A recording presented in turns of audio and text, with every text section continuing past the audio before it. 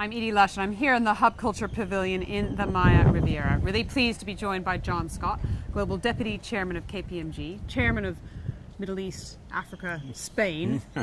Spain, the largest investor in Latin America, is that right? Yeah, well, Spain together with the US are the key investors in the whole of Latin America, and have been so for the last 20 years. So you'll see lots of Spanish businessmen here this week as well. So how does that impact, how do the movements in Europe and the economic situation in Spain in particular impact the investment into Latin America?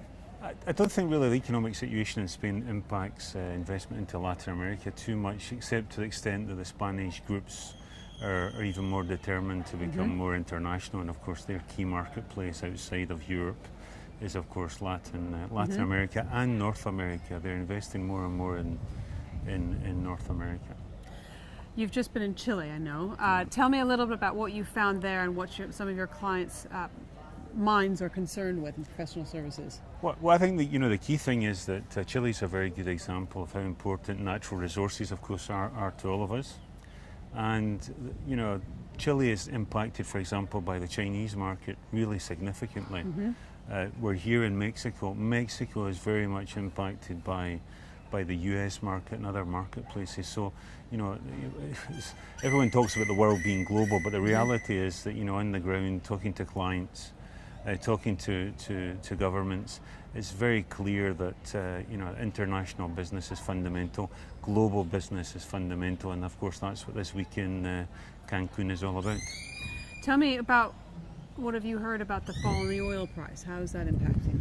Well, I think the fall in the oil price undoubtedly means that companies are able to produce slightly cheaper. For governments it's easier as well, especially as in many countries fuel is something energy is something that's subsidised to a certain extent. So that's positive for many manufacturing economies, and of course it's also positive for consumption as the general population has cheaper energy. To me, the key thing is really understanding where we go from here, and I think that's what business is really debating. It's really debating what the next 3 to 5 years is going to look like, and of course energy in that looking forward is going to be the key piece of the equation.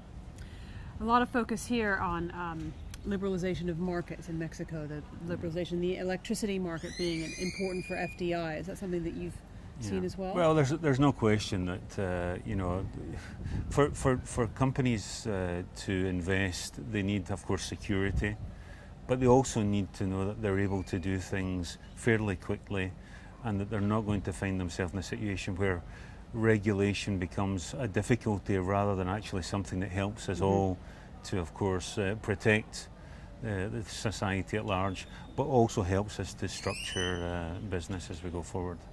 John, thank you so much for stopping by the Hub Culture Pavilion here in the Maya Riviera, and I'm Edie Lush.